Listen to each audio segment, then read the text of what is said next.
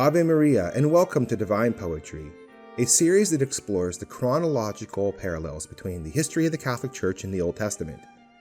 If you're new to this concept, go back and watch my interview with Kevin Davis. The link is in the video description below. To make things more simple, I have divided up church history and the Old Testament into 8 color-coded time periods. Below you can see a scrolling bar with the names, dates, and the Old Testament books for each period. Use this timeline to guide you in each video. The color frame of each video will match the time period that we're discussing. Now, let's start today's episode.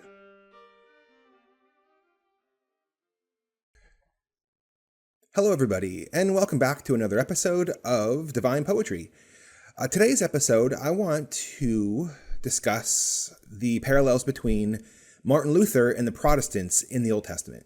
I figured this would be a subject that might be useful to some people who have Protestant relatives, or maybe some of you converted out of Protestantism into the traditional Catholic faith. I personally know a couple people in my life that have done that. So I chose this topic. Maybe it would interest you more than maybe some other ones. Before I start though, I want to announce that my book is nearing completion, which I am very excited about. It's a serious attempt to document these parallels with citations and footnotes and a bibliography. Oh, and by the way, I want to thank my friend Dan for the suggestion about that. I will let you know when it's done. It shouldn't be that much longer. I'm very excited about it. Okay, so for today, let's talk about Martin Luther and his Old Testament parallel, Jeroboam. Now, to set the stage for this, let me pull up here. You can see on the screen the overall kind of summary of these parallels that I've put together with pictures in a nice graphical presentation. There's the color-coded time periods that you can see going through the middle of that graph. And we're going to be talking about events in the green time period, which I've named revolt and separation.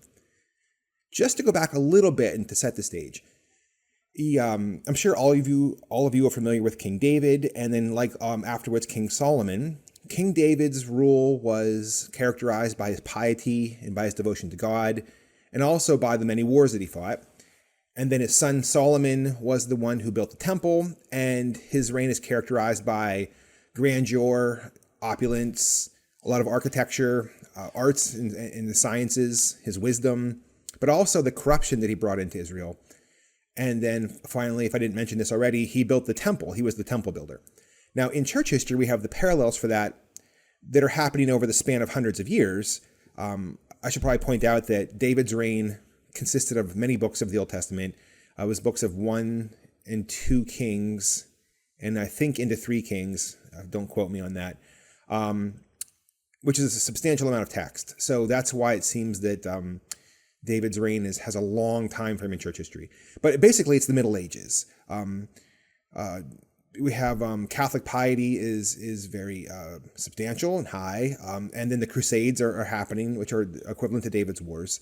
And then after the Middle Ages, we have the Renaissance. And the Renaissance is akin to King Solomon for, I think, obvious reasons. You have an emphasis on architecture, on beauty, on the arts. You have also corruption. You have the Renaissance thinkers of the time going back and digging up old manuscripts from pagan Greek and pagan Roman sources, and then using those and interjecting those ideas into Christendom, which is the start of the humanist movement and on. But anyway, at the time that they're building the St. Peter's Basilica in church history, you have the temple being built by Solomon in the Old Testament. Okay, now, here's where we're going to pick up our story, because that moment of the temple building is really the transition point in my system of parallels here between the yellow period and the green period. So the green period, again, is called revolt and separation. And that, in the Old Testament, is from a man named Jeroboam. Now, the story is that King Solomon was a great builder, and he also lived a very opulent lifestyle, and his taxes were kind of high. So when Solomon died, his son, King Rehoboam, was approached by a delegate or a delegation from the 10 northern tribes. If you recall, Israel had 12 tribes. Judah was the tribe that contained Jerusalem, the temple, the high priest, and the king. So religion and government were all centered in Judah. The other 10 tribes to the north, or 10 tribes to the north, were disenfranchised from all of that activity. And they didn't see a value in those high taxes. They were all benefiting Judah. So they approached King Rehoboam and said, lessen the taxes or we're going to revolt against you. And the leader of this revolt was Jeroboam. Now I should probably read here from the Old Testament just a little bit so you can see the quote here. I'll put the citation below. I'm just going to read it. So, and they sent and called him. Jeroboam came, and all the multitude of Israel, and they spoke to Rehoboam, saying, Thy father laid a grievous yoke upon us now. Therefore do thou take off a little of the grievous service of thy father, and of his most heavy yoke, which he put upon us, and we will serve thee. So they're asking him to lower the taxes. And Rehoboam takes advice from his advisors, his consultants. He has two kinds of consultants. He has the older kind, which are more diplomatic, more pragmatic. They've seen a lot of things. They understand how these things work. And you have these young advisors that he grew up with that were very fiery and eager to assert themselves.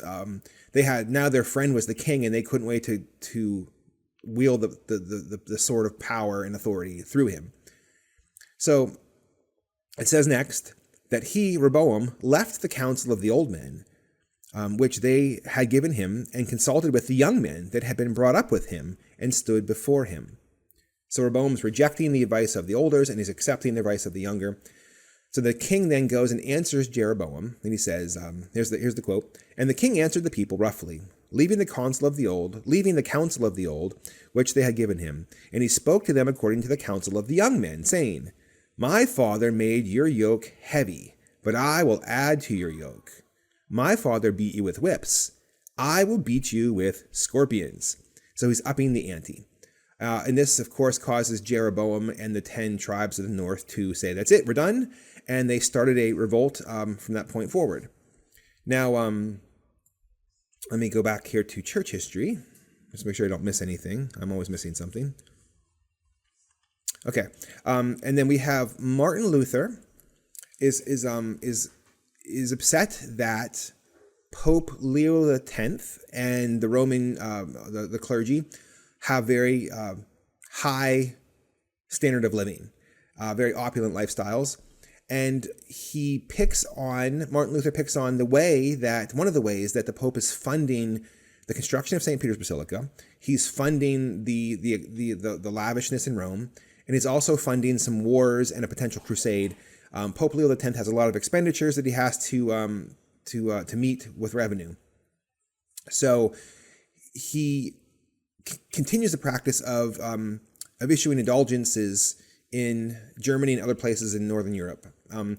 Now, just maybe put a caveat here. During the Crusades, those who could not go on crusade could give a donation instead, and therefore receive the Crusader indulgence. So the church has no problem, and rightfully so, of course, no problem granting indulgences for sacrifices made, whether it be a crusading effort or a donation of money. So there's, in theory, in principle, there's no problem with money and indulgences kind of being tied together. But the Council of Trent did condemn, and I'll read you the quote here, it did condemn the abusive practice of indulgences. My point here is that Luther objects to the abusive practice of the revenues, the revenue generation, just like Jeroboam was objecting to the abusive tax policies of his king, Rehoboam. Let me read you a quote from Luther. Not that I like quoting Luther, but it serves to highlight the point. This is from his thesis number 86. This is Luther talking, not me, okay? Why does not the Pope, whose wealth today is greater than the wealth of the richest Crassus, build the Basilica of St. Peter's with his own money rather with the money of the poor believers? That's from his thesis number 86 that he nailed to the church door in Wittenberg. So there you see the correlation between Luther and Jeroboam, therefore, initially. All right, let me read you that quote from Trent so you can believe me. This comes from, well, I'll put the citation below. I'm going to quoting now. And being desirous that the abuses which have crept therein, and by occasion of which the honorable name of indulgences is blasphemed by heretics, be amended and corrected, it ordains generally by this decree that all evil gains for the obtaining thereof, indulgences, whence a most prolific cause of abuses amongst the Christian people has been derived, be wholly abolished. Okay, good. And then also another point I want to make with Pope Leo X is that he had advisors from his family, his cousins that he grew up with. Just like Jeroboam had the young advisors that he grew up with. The Medicis, there was, let me see if I can find their names here. Well, if I don't have them here, there was two of them. There was Julio and I think Lorenzo, probably. They're all Lorenzos. But so Pope Leo X was also a Medici himself. So he was taking advice partly from his young cousins that he grew up with, just like Jeroboam was. That's amazing. Okay, so next, then Jeroboam in the Old Testament, he decrees that they're going to go into revolt. And I'm going to quote here. It says, "And Israel revolted from the house of David unto this day, and it came to pass, when all Israel heard that Jeroboam was coming again, that they gathered an assembly, sent and called him, and made him king over all Israel, and no one followed the house of David, but the tribe of Judah only." So there is the separation in the revolt. And then shortly after Luther started the Protestant revolt, he was instrumental in the formation of what's called the Schmalkaldic League. I hope I'm pronouncing that right. But it was a league of Protestant princes inside the Holy Roman Empire that refused to be subject to it anymore. And that was the beginning of a new political system in the north of Europe, north of Christendom, that they effectively separated with a new religion and a new political structure, just like that was happening in the Old Testament under Jeroboam. Now, here's where it gets really interesting, I think, okay? So Jeroboam now, he had authority. Well, he usurped authority from the rightful king of Judah. Now he had to pry the people of the north away from the religion that they knew and practiced their whole lives, which was the temple sacrifice, the obedience to the high priest, all the Mosaic law. Because Jeroboam knew that if the people practiced those things, they would return to the Old Testament covenant. So he set up 2 golden calves in the north. Now, I'm going to read you a somewhat lengthy quote, but I want to get this established. It's only, a couple paragraphs. I'll make it quick. But I'm going to establish here through the Old Testament quote that Jeroboam started a new line of priests, that he set up 2 new golden calves, and he put established a new feast day, all with the purpose of prying the people in the north away from their religion and their obedience to the king in the temple system. All right, here we go. "And Jeroboam said in his heart, Now shall the kingdom return to the house of David, if these people go up to offer sacrifices in the house of the Lord in Jerusalem. And the heart of this people will turn to their lord Rehoboam, the king of Judah, and they will kill me and return to him. And finding a device, he made 2 golden calves and said to them, Go you up no more to Jerusalem. Behold the gods of Israel, who brought thee out of the land of Egypt. And he set one in Bethel, and the other he set in Dan. And this thing became an occasion for sin, for the people went and adored the calves as far as Dan. And he made temples in the high places, and priests of the lowest of the people, and were not of the sons of Levi.